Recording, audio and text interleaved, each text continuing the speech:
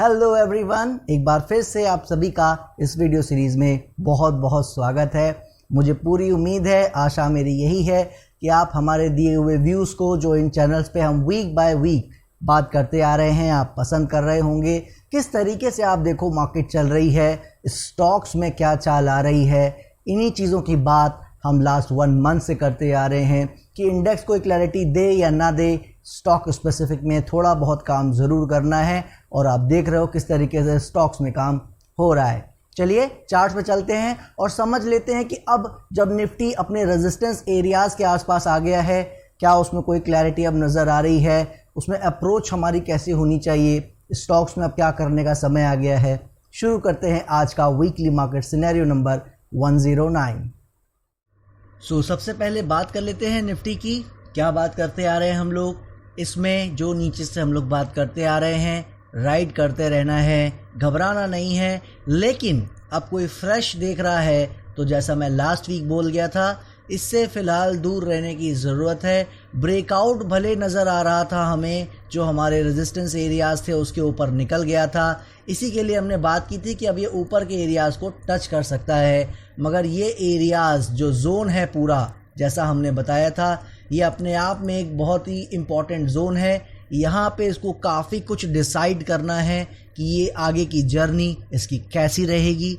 उसमें आपने देखा है कोई बड़ा चेंज नहीं हुआ है। लास्ट वीक इस कैंडल पे हम लोग मिले थे और आज जब हम बात कर रहे हैं तो इस कैंडल पे मिल रहे हैं, यानी कि मोटा मोटी इस वीक कहीं भी नहीं जा सका है मार्केट, घूम फिर के ऊपर गया और वापस वहीं आ गया। और अगर सपोर्ट एरियाज़ की बात करें तो सपोर्ट एरियाज़ भी अनफॉर्चुनेटली चेंज नहीं हो सके हैं। किसी भी तरह का कोई रिएक्शन क्लियर नहीं रहा है इस वीक। मगर मैं आपसे ये ज़रूर बताना चाहूँगा कि ये जो एरिया है आप देख रहे हो, जहाँ से ये करेक्शन करके और यही टाइम बिता रहा है, आप देख सकते हो सकता है कि ज़्यादा नीचे ये ना जाए अब। जी हाँ दोस्तों, अगर इसको अच्छा करना है तो ये आप देखोगे हो सकता है कि सपोर्ट एरिया साइड जो कि 17,050 17,100 के पास है, इस एरिया में अब ये शायद ना आ सके। जिनके पास नीचे से है, अनफॉर्चुनेटली उनके लिए कोई भी सपोर्ट चेंज नहीं हुआ है, कोई लेवल रिवाइज नहीं हुआ है। 17,050 इसी एरिया को उन्हें ट्रैक करना पड़ेगा। इसके नीचे अगर समहाउ चलता है, 2-3 आवर्स की सस्टेनेबिलिटी करता है, बिल्कुल नमस्ते कर देना है, ये मैं बिल्कुल बता दे रहा हूँ। लेकिन जब तक इसके नीचे नहीं चल रहा है, उम्मीद यही है थोड़ा बहुत प्राइस में या टाइम में यहाँ पे बिता के ये वापस ऊपर कंटिन्यू करता नज़र आ सकता है। इसी की उम्मीद अभी तक है, याद रखिएगा। क्लियरली जिनके पास है वो बिल्कुल राइड कर सकते हैं, उसके लिए कोई प्रॉब्लम नज़र नहीं आ रही है। लेकिन फ्रेश पोजीशन सीकर्स, जैसा मैंने बता दिया है, इस जोन में जब तक काम कर रहा है पूरी तरीके से इससे दूर रहने की ज़रूरत है। और अब आगे बैंक निफ्टी के चार्ट पर दोस्तों, क्या बात कर गए थे, 39,000 के आसपास जाने के लिए बिल्कुल फ्री है। जिस तरह का कैरेक्टर इसने लास्ट वीक शो कर दिया था हमें, बहुत अच्छे से काम करके गया था। और आप देख रहे हो ऑलमोस्ट 39,000 के आसपास का हाई लगाया है, 38,800 के आसपास हाई लगा के वहाँ से दोबारा करेक्शन देता नज़र आया है। निफ्टी की तरह इसमें भी लेवल वाइज कोई चेंज नहीं है, ऑलमोस्ट दोनों ही एक तरह से काम कर रहे हैं। मगर बैंक निफ्टी ज़्यादा मजबूत है इस वक्त, याद रखिएगा। जो हमने लास्ट वीक ही कह दिया था, आउट परफॉर्म कर सकता है। और मुझे ये कहने की ज़रूरत नहीं है कि चार्ट पे भी आप देख रहे हो आउट परफॉर्मेंस विजिबल है। फिर भी मैं यही कहूँगा कि इसको अभी देखते रहिए। उम्मीद ये है कि अब ये जो सपोर्ट एरियाज़ हैं इस साइड, निफ्टी की तरह ये भी शायद ना आ सके। लेकिन हमें जो है लेवल वाइज यही ध्यान देना है कि अगर यहीं से थोड़ा बहुत टाइम प्राइस करेक्ट करके ऊपर चलता है तो ये इसके लिए एक अच्छा साइन है। और ये जो रेजिस्टेंस एरियाज़ हैं, हम इनके आसपास जाता है इसे बड़े आराम से देख सकते हैं। मगर ये याद रखिएगा, ये जर्नी ऑलमोस्ट उन्होंने सेम तरीके से तय की है, बट ओवरऑल चार्ट में डिफरेंस है और वो रहेगा, राइट। इसमें तो देखिए, याद रखिए कि जब तक ये ब्रेकआउट कैरेक्टर के साथ नहीं हो जाता, इसमें कोई क्लैरिटी नहीं है कि अच्छा करेगा या नहीं करेगा। निफ्टी में ऐसा नहीं है, हम वहाँ उम्मीद कर रहे हैं कि अच्छा कर सकता है। ध्यान हमें वहाँ देना है कि इन लेवल्स जो कि वहाँ पे दिया है 17,050 का, उसके नीचे नहीं चलना चाहिए। और यहाँ हम बात कर रहे हैं कि कि 35,300-400 के आसपास भी अब इसे नहीं आना चाहिए अगर ये यहाँ से ब्रेकआउट देने के मूड में है तो। सो जो दोस्त नीचे से राइड करते आ रहे हैं उनको कोई प्रॉब्लम ही नहीं है, लेकिन फ्रेश प्लेयर्स जो है निफ्टी की तरह पूरी तरीके से इससे दूर रहें। और अब आगे दोस्तों फार्मा सेक्टर के चार्ट पर क्या बात कर गए थे हम लोग कि कितना भी ये जोश दिखा रहा हो, खुश नहीं होना है। जब तक ये लेवल ब्रेक ना करे कोई भी प्रयास करने की कोशिश नहीं करनी है। किसी के पास नीचे से है उसके लिए सपोर्ट हम दे गए थे 13,000 के आसपास। क्या देखा आपने? आप देख ही रहे हो कि लास्ट 2 वीक से जस्ट एक तरह का रेंज बाउंड तरीके से काम कर रहा है। स्लाइटली अपसाइड ज़रूर जा रहा है मगर किसी भी तरह की कोई स्ट्रेंथ नज़र नहीं आ रही है। सपोर्ट में एक क्लैरिटी है कि सपोर्ट आपका थोड़ा सा ये रिवाइज हो गया है, बहुत ज़्यादा नहीं, मगर ये एरिया जो आप देख रहे हो 13,300 के आसपास सपोर्ट बायर को अब इस एरिया को फॉलो करना चाहिए। बाकी जब तक क्लैरिटी ना दे, ब्रेकआउट ना दे इन एरियाज़ के ऊपर, तब तक इससे पूरी तरीके से दूर रहना चाहिए। और अब आ गए दोस्तों मेटल सेक्टर के चार्ट पर। क्या बात करते आ रहे हैं, किसी भी करेक्शन में इसमें ट्राई करने की कोशिश करनी चाहिए। इसने अच्छे से निकाला है और हम बात करते आ रहे हैं कि इन एरियाज़ में अब शायद ये वापस ना आ सके जिस तरह से इसने काम किया है। इसकी बात हम इन्हीं एरियाज से करते आ रहे थे और आपने देखा है बहुत अच्छे से वो काम करता चला जा रहा है। हालांकि ये सच है कि इसमें बहुत बड़ी अपॉर्चुनिटीज़, कोई करेक्शन प्रॉपर नहीं मिल सका है। सो हमें बस यही करना है, किसी भी करेक्शन में बाय ऑन डिप्स की ही कोशिश करनी है। सपोर्ट के तौर पर जो आज मैं कह सकता हूँ बहुत बड़ा चेंज तो नहीं है, लेकिन अब ये एरिया जो है 6160, 6150 के आसपास, जहां आप देख रहे हो हमारा ये मूविंग एवरेज भी आ रहा है। हालांकि उसका कोई बहुत बड़ा रोल नहीं है बट आ रहा है तो उसको भी रिस्पेक्ट देनी है। यानी कि जो ये 6150, 6160 का एरिया है इसके नीचे अब इसे नहीं चलना चाहिए। हमें बस इसको ध्यान देना है, किसी भी करेक्शन में बिल्कुल इसमें ट्राई हम कर सकते हैं।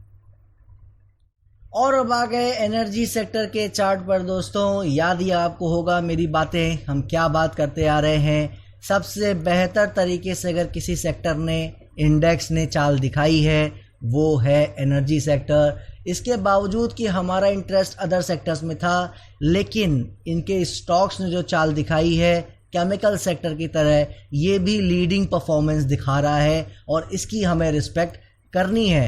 हालांकि हम बुलिश रहे हैं, लेकिन हम ये बात कर गए थे कि एक बार इस लेवल को ब्रेक कर जाए तो फिर क्लैरिटी आ जाएगी कि ये ऊपर बिल्कुल अच्छा करने के मूड में है।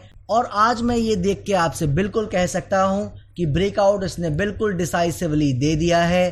थोड़ी बहुत करेक्शन कर रहा है, वापस इस लेवल के नीचे आ सकता है, वो कोई मसला नहीं है। बट ओवरऑल उम्मीद इससे यही है कि घूम फिर के करेक्शन फिनिश करके ये वापस ऊपर ही जाता, नए हाई लगाता नज़र आ सकता है। सो अब जब हमें पता है कि ये और ऊपर भी जा सकता है तो लेवल वो कौन सा है जिसको हमें फॉलो करने की ज़रूरत है।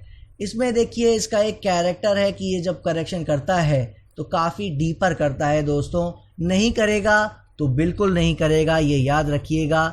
इसीलिए मैं ये दोनों लेवल लगा के रख रहा हूँ। सो जिन दोस्तों ने नीचे से राइड किया है वो सिंपली इस लेवल को फॉलो करें जो कि 18,200, 18,300 के आसपास है। बाकी जो फ्रेश प्लेयर्स हैं उनको 19,200, 100 के एरिया को फॉलो करने की ज़रूरत है। और अब आ गए आईटी सेक्टर के चार्ट पर दोस्तों। आप देख ही रहे हो किस तरह से काम कर रहा है। बाकी सभी सेक्टर लास्ट वीक जहां थे या तो वहीं मिले हैं या उससे थोड़ा ऊपर मिले हैं, आपने देखा है अभी तक।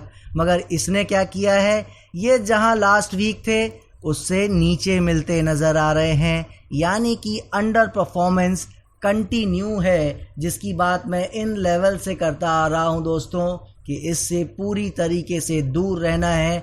हालांकि जैसा मैं पहले भी बता चुका हूं, मार्केट एक अच्छे तरीके से काम कर रही है, बाकी सेक्टर अच्छे तरीके से काम कर रहे हैं। सो अगर किसी भी वजह से आप देखते हो इस लेवल को 3-4 आवर्स की भी सस्टेनेबिलिटी दिखाता है, अच्छा ब्रेकआउट दिखाता है, कैरेक्टर दिखाता है, तो फिर हम मान लेंगे कि ये वो करेक्शन जो और कर सकता था वो करने की बजाय ब्रेकआउट दे रहा है और फिर ये ऊपर जाता नज़र आ सकता है।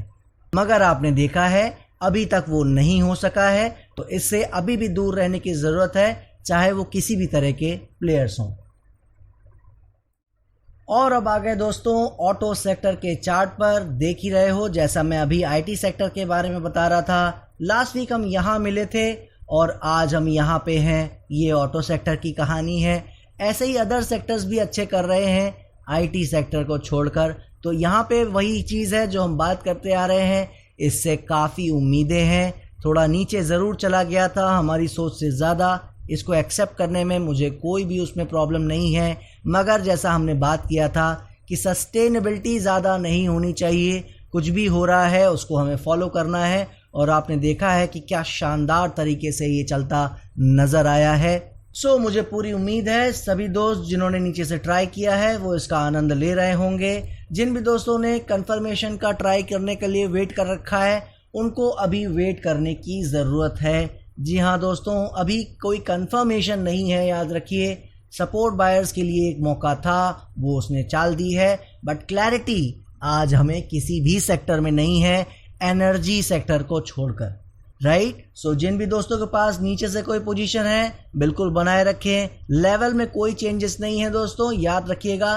पहले यहाँ नीचे आने की कुछ संभावनाएं थी, लेकिन जैसे जैसे टाइम बीतता जा रहा है इन एरियाज में आने की संभावनाएं कम और कम होती चली जा रही हैं। यानी कि अब हो सकता है कि इसी लेवल जो कि 10,000, 250, 300 के आसपास है, इसी जोन को ये फॉलो कर ले और इसके नीचे भी ना जा सके। सो इन्हीं लेवल के साथ बिल्कुल राइड किया जा सकता है, और बाकी जो कंफर्मेशन वाले प्लेयर्स हैं उनको फिलहाल इसमें वेट करने की ज़रूरत है।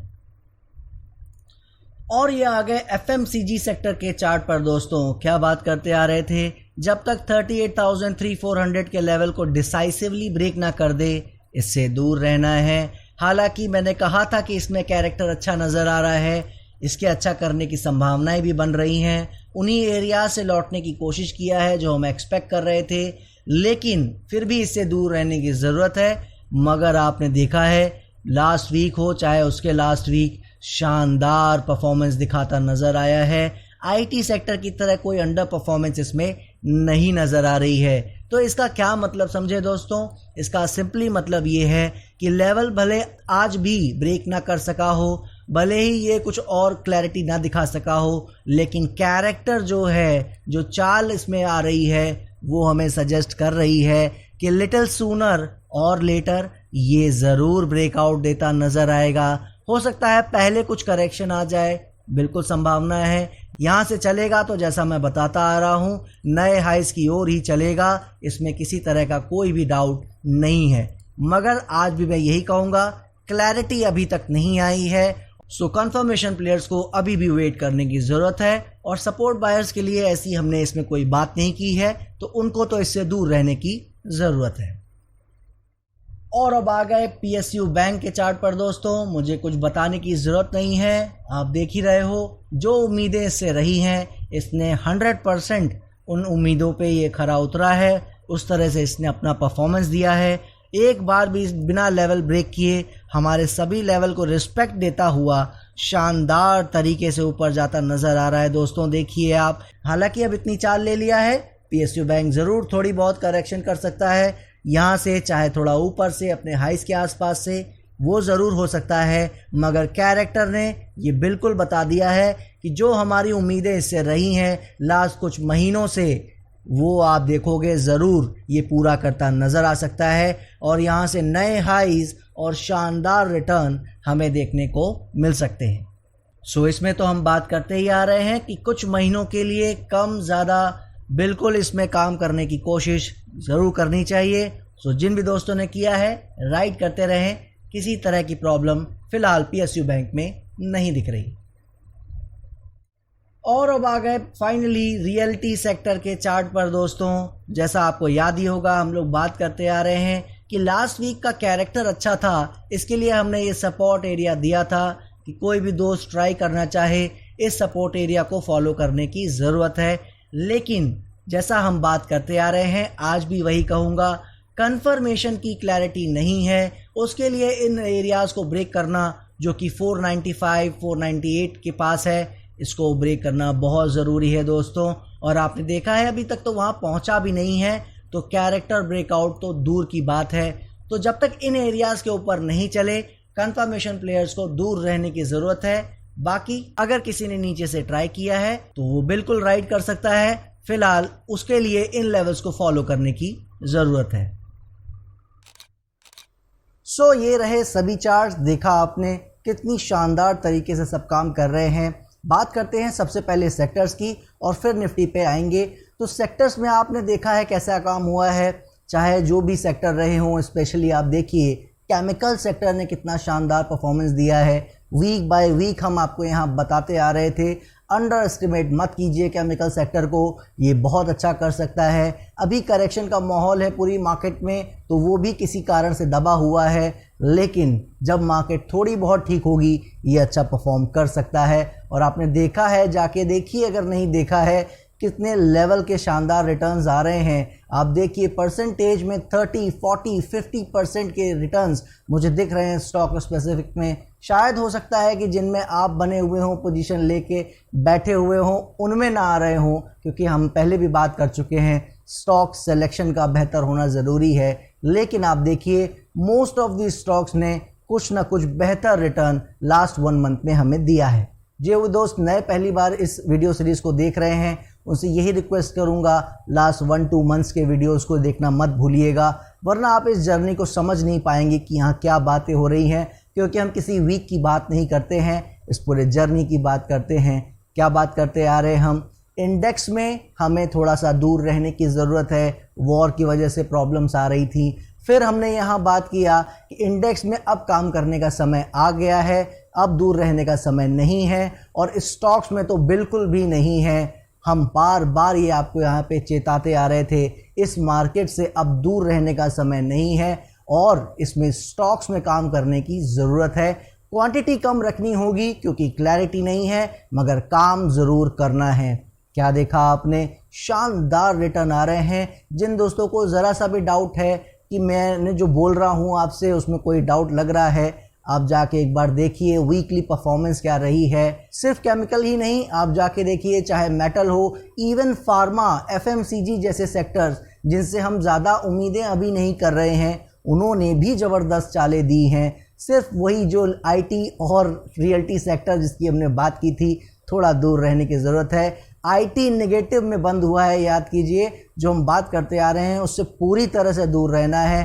कोई सपोर्ट बाइंग का भी ट्राई नहीं करना है, और देखिए उसका क्या हाल है, राइट। तो सेक्टर स्पेसिफिक जो हम बात करते आ रहे हैं, स्टॉक्स को लेकर जो हम बात करते आ रहे हैं कि पहले नवंबर दिसंबर के लोस को फॉलो करना था, अब फेब मार्च के लोस को फॉलो करना है।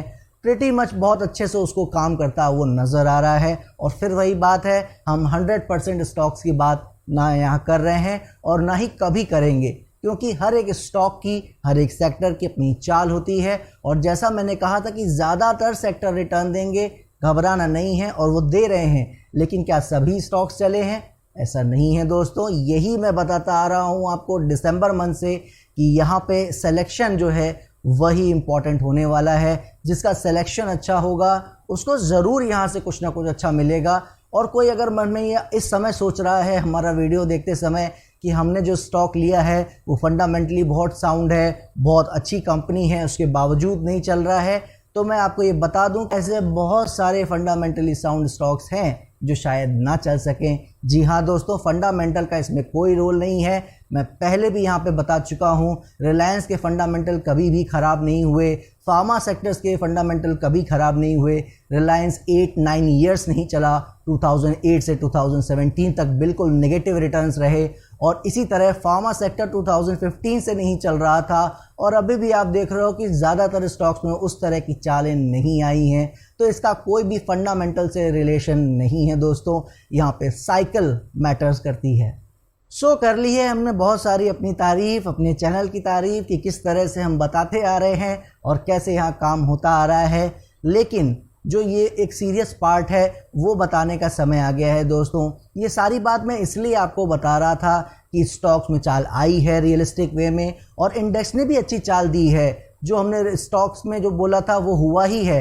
लेकिन आप अगर निफ्टी को देखें, उसने भी लगभग वैसा काम किया है 18,200-300 का रेजिस्टेंस की बात हमने की थी, वो 18,100 समथिंग के आसपास का हाई लगा के लौट आया है। सो निफ्टी ने वो क्लैरिटी नहीं दी है और अनफॉर्चुनेटली मुझे ये कहना पड़ रहा है कि हम कुछ भी उसमें डिसाइसिवली कहने लायक नहीं है। जो मैं आपको 2-3 वीक से एक उम्मीद बांध के बैठाया हुआ हूँ कि आप बस अब डरिए नहीं, जल्दी ही ये बता देगा कि वो बॉटम अब लग गया है, जल्दी ही ये बता देगा कि अब इसमें ज़्यादा प्रॉब्लम नहीं आने वाली है। वो क्लैरिटी अगर मैं कहूँ तो वो जल्दी ही बताएगा, मगर सैडली वो अभी तक नहीं बता सका है। लेकिन क्या स्टॉक्स ने हमें रिटर्न नहीं दिए हैं? सो इंडेक्स प्लेयर्स को प्रॉब्लम ज़रूर आ रही होगी। मुझे लगता है कि वो उस समय यहाँ पे फ्रेश ट्राई करने की कोशिश कर रहे होंगे, लेकिन मेरा मानना रहा है और मैं आपको बताता आ रहा हूँ, इंडेक्स में कोई फ्रेश ट्राई अभी नहीं करना है, क्योंकि वो ऐसी टेरिटरी में चल रहा है, उसको डिसाइड करने देना चाहिए। स्टॉक्स की जगह अगर हम बात करें तो आप देखो कैसा बढ़िया रिटर्न दे रहे हैं स्टॉक्स, और इसीलिए आज आपको मैं बताने आया हूँ कि अब स्टॉक्स में भी एक चाल आ गई है दोस्तों। जी हाँ, तो अगर आप देखते हो कि इंडेक्स अगर थोड़ा बहुत करेक्ट करता है तो हो सकता है स्टॉक्स भी थोड़ा बहुत करेक्ट कर लें, तो घबराना नहीं है, ये याद रखिएगा। जो दोस्त नीचे से राइड करते आ रहे हैं, स्टॉप लॉसेस ऊपर करते चले। 17,000 का एरिया मैं लास्ट 2 वीक से बात करता आ रहा हूँ, आप देख रहे हो वहाँ तक अभी भी नहीं आया है, और जो इस वीक का अपडेट है वो यही है कि शायद अब वो वहाँ तक आए भी ना, क्योंकि उस साइड आना और रुकना अब इसके लिए डेंजरस हो चला है। सो मेरी नज़र में पहली बात तो वहाँ जाना नहीं चाहिए, और अगर 17,050 17,000 साइड जाता है तो वहाँ रुकना नहीं चाहिए दोस्तों। सो स्टॉक्स में करना क्या है, जिन्होंने 4-5 मंथ्स के लिए लिया है, जैसा मैं बात करता आ रहा हूँ 2-3 मंथ से, कि इसको बस लेना है और 4-5 मंथ्स के लिए होल्ड करना है, जो ऐसा कर सकते हैं दोस्त, मेरी नज़र में उनको कोई प्रॉब्लम नहीं आने वाली है। याद कीजिए मेरा 2022 का वीडियो जो पूरे ईयर का प्रेडिक्शन है, लास्ट में आपको कार्ड में मिल जाएगा, एंड में आप देखिए वहाँ जाके मैंने क्या कहा था। पहला क्वार्टर या मैक्सिमम पहला हाफ थोड़ा दिक्कत में रह सकता है, मगर ओवरऑल हम ऊपर जा रहे हैं। क्या देखा है आपने अभी तक? पहला क्वार्टर बीता है और नई चाल की शुरुआत ऑलरेडी हो गई है, ऐसा हमें लगता है, लेकिन कल को हम गलत हो सकते हैं, और होंगे तो यहाँ उसकी बात ज़रूर करेंगे। मगर आज जो है वो यही है बताने को कि ओवरऑल जैसा हम बात करते आ रहे हैं कि हल्की फुल्की क्वांटिटी में, हाफ क्वांटिटी में ही सही, मगर काम बाय करके करना है स्टॉक्स में, और कुछ महीनों के व्यू से काम करना है। एनर्जी सेक्टर ने भी बिल्कुल बॉटम कंफर्मेशन दे दी है। वो एक पहला चार्ट है जिसने बता दिया है कि करेक्शन यहाँ से आ सकती है, लो अप टूट जाए उसकी संभावना बहुत ही कम हो गई है। और आप इसका मतलब समझते हो, बहुत ही कम का मतलब यही है ना के बराबर, और अगर वो ब्रेक करेगा तो फिर करेक्शन का साइज बहुत महीनों के लिए बढ़ सकता है। ये आप सब जानते हैं, यही तरीका है मार्केट का और उसको समझने का, करेक्ट। सो एनर्जी सेक्टर भी जिसने ब्रेकआउट का कंफर्मेशन दिया है, जिसने बॉटम का कंफर्मेशन दिया है, वो नए हाई पे चल रहा है, वो भी वापस करेक्शन देने आ सकता है। करेक्शन कभी भी किसी में भी आ सकती है, ये याद रखिएगा। सो बस अपने स्टॉप लॉसेस को ट्रेल करना है, चाहे वो इंडेक्स हो या स्टॉक्स। सिर्फ आईटी सेक्टर से दूर रहने की ज़रूरत, जैसा हम बताते आ रहे हैं, आपने देखा है वो नहीं चल रहे हैं, और इतना तो हमारे स्टूडेंट्स भी जानते हैं कि वो पिछले कुछ हफ्तों से या महीनों से क्यों नहीं चल रहा है। और इस तरह की नॉलेज जो गेन की जाती है वही आपको ब्रॉडर पिक्चर समझाने में मदद करती है, और इसीलिए हम लोग 1 ईयर का ट्रेनिंग प्रोग्राम रखते हैं, ना कि कोई 2 डेज़ के सेमिनार जिसमें कोई ट्रिक सिखाई जाती है कि आप ऐसा करोगे तो ऐसा जादू हो जाएगा इस मार्केट में, वो हम नहीं सिखाते हैं। सो जो भी दोस्त इंटरेस्टेड हैं, याद रखिएगा अप्रैल के एंड में हमारा नया सेशन स्टार्ट होने वाला है, नया बैच स्टार्ट होने वाला है, टेक्निकल एनालिसिस का 1 ईयर का ट्रेनिंग प्रोग्राम। और जैसा आपने देखा है कि इतनी बढ़िया चाल मिलने के बावजूद हो सकता है कुछ लोगों ने उसमें पैसा ना कमाया हो, वो ना राइड कर पाए हों स्टॉक्स को। इसी के लिए हमने अपनी नई सर्विस भी लॉन्च की है। लास्ट वीक आपको बताया था, एक वीकली बुलेटिन सर्विस है ये, जिसमें हम निफ्टी और स्टॉक्स जो फ्यूचर के हैं उनकी कुछ बात करते हैं वहाँ पे, कि उनमें स्पेसिफिकली क्या काम किया जा सकता है।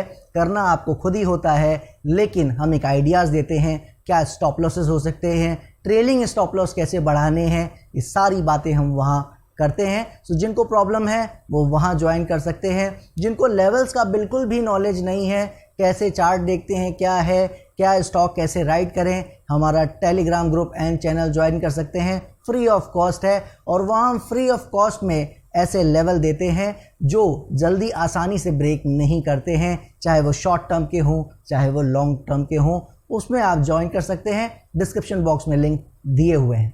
सो ये थी आज की हमारी एनालिसिस। मुझे मालूम है जो आप आज सुनने आए होंगे वो शायद आपको सुनने को नहीं मिला कि बॉटम कंफर्मेशन निफ्टी में हुआ या नहीं, उसकी कोई क्लैरिटी नहीं है। उसके लिए हम कुछ भी नहीं कर सकते, हम मार्केट के फॉलोअर हैं और मार्केट को ही बताना पड़ेगा आगे आके कि हाँ उसने बॉटम कंफर्म कर दिया है। लेकिन उसके साथ खुशखबरी भी थी, आपने सुना और देखा कि स्टॉक्स ने कितनी बढ़िया चालें दी हैं, उसको आप एक्सपीरियंस कर रहे होंगे। और इसी के साथ साथ एनर्जी फर्स्ट सेक्टर बना जिसने बॉटम कंफर्मेशन दे दी है कि अब 99% से ज़्यादा चांस हैं कि वो उस लो के आसपास भी शायद ना जा सके।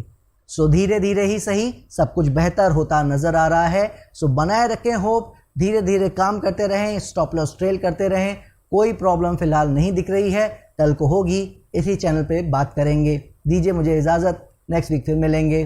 तब तक के लिए जय हिंद, जय भारत।